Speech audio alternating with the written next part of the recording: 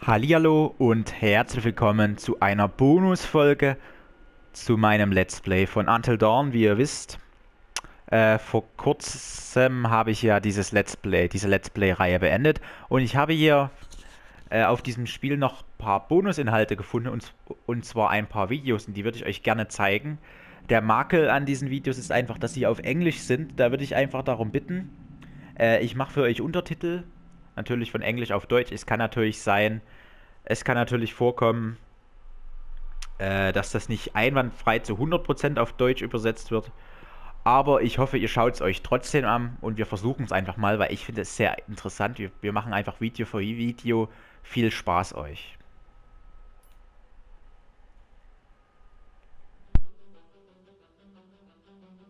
I am Hayden Panettiere, and we are here at the studio recording Until Dawn.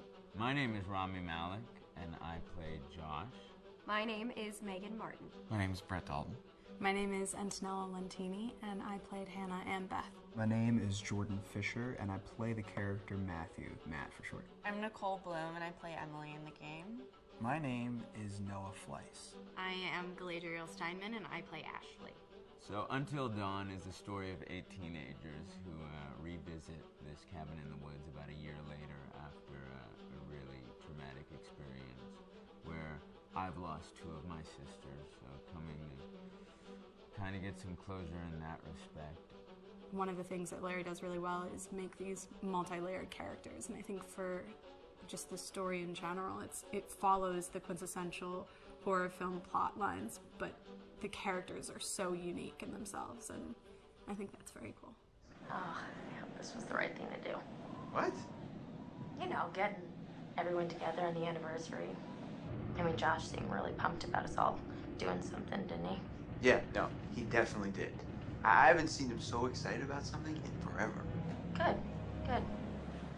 Sam and I have a few things in common, such as being huge lovers of animals, and she's a huge animal lover. She's vegan. She is a pacifist. I'm not quite sure if I'm gonna go as far as saying that I'm a pacifist, but she's spunky and cool. I know that she, I think, is made fun of a little bit by the rest of them who think that her morals and her beliefs in that area are a little ridiculous and they don't agree with them, but she doesn't care. It doesn't stop her from being herself, and that's something that I hope I have in common with her.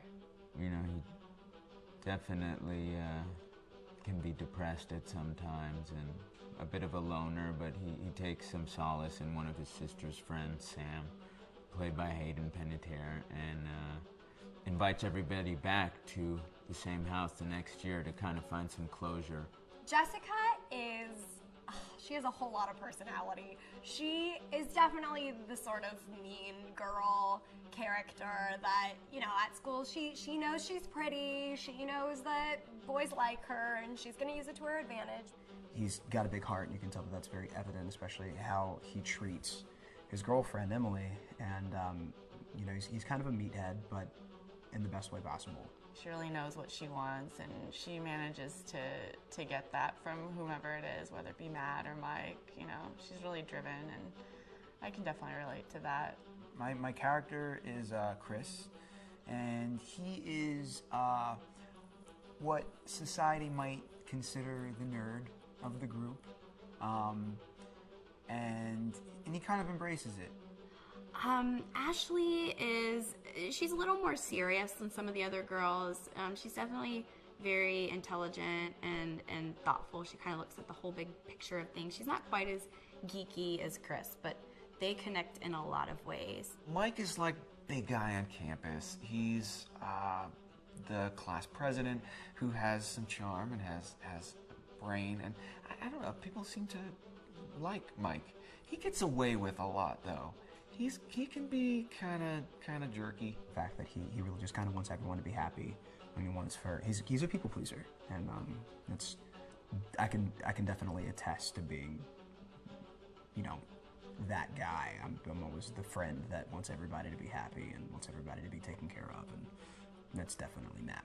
But also, like, this character is just so fun. I rarely get to play the bitch, and so it was really fun to do that. The spirit of things, seriously, what's wrong with you? I'm just trying to lighten the mood, Em. Don't be like that. Like what? The way you're being. You always get like this. I just think this is just the coolest thing to be a part of, and I just think it's going to take the world by storm. I really do. I think this genre is the wave of the future, and I think that once people see the potential behind it, of getting to interact with the drama that you're witnessing unfold in such a realistic way, that this is how entertainment's going to be from now on.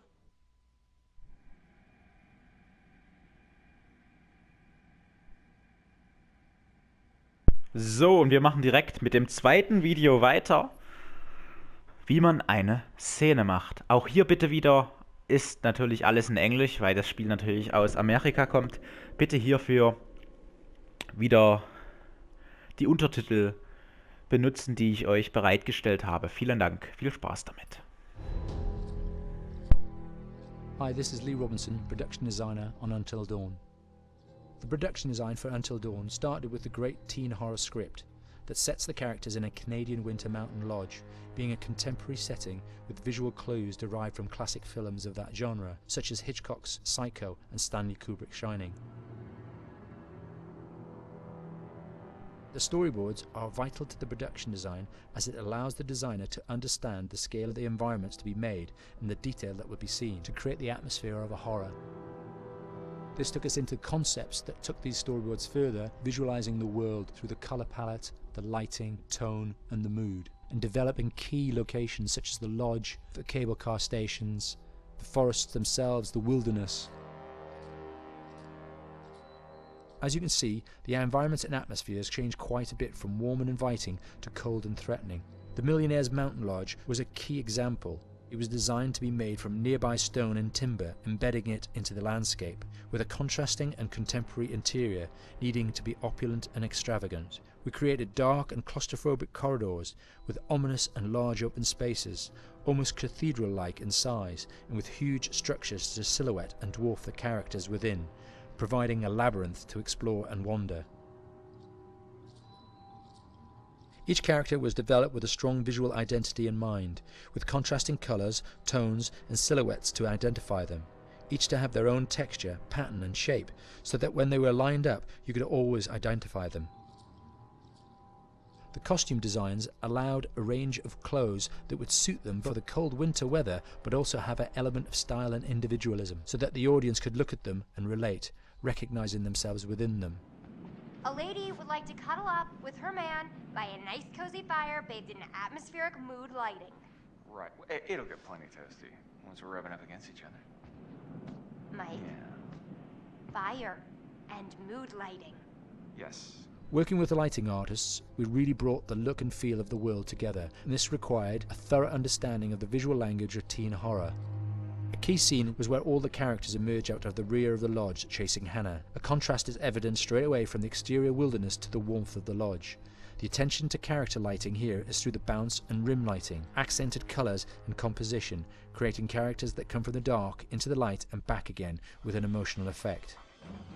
Guys, there's someone outside. What the hell? Hannah! What's going on? Where's my sister going? It's fine. She just can't take a joke. It was just a prank, Han. Somit haben wir auch mal gesehen, wie man eine Szene macht.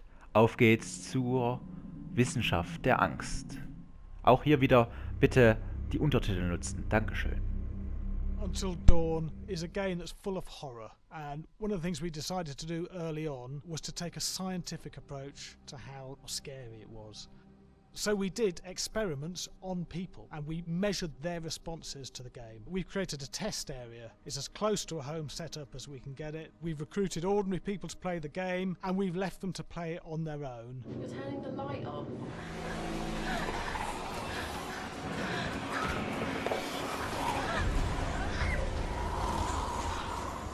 The only difference is it's rigged with cameras and microphones that relay the data through to the next room where people are watching them play.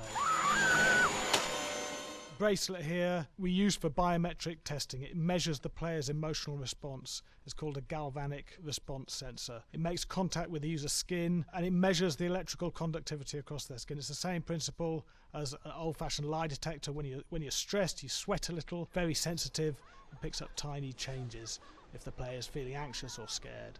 That data's fed back to a testing team, it comes through as a graph.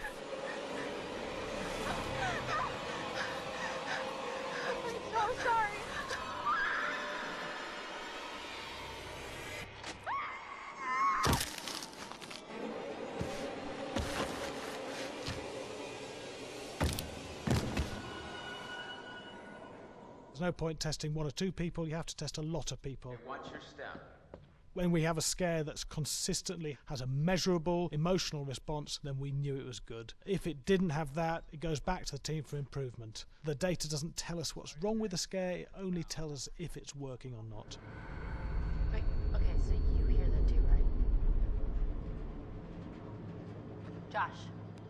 Here we have a chapter relatively early in the game. Weirdly regular. Nothing regular about it. We have to create tension and anxiety in the player so they are ready to receive the scare.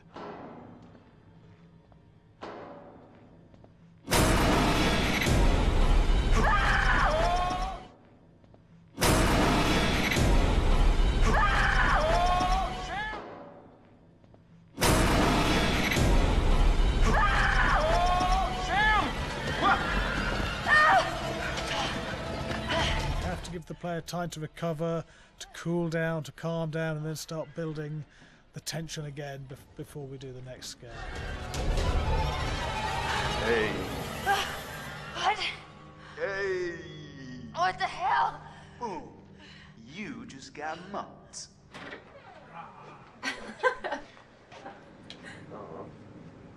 Yeah, I have such an adrenaline high from that game. There's 2 things we found. One is we could look at the scares, analyse if our expected scares were working effectively. Were people shrieking and covering their hands, or were they getting an emotional response from it? And being scientific about it means that we strip out people's opinions about whether things are working or not. We've got data, and we look at the data. If it's working, we're happy with it. Really scary.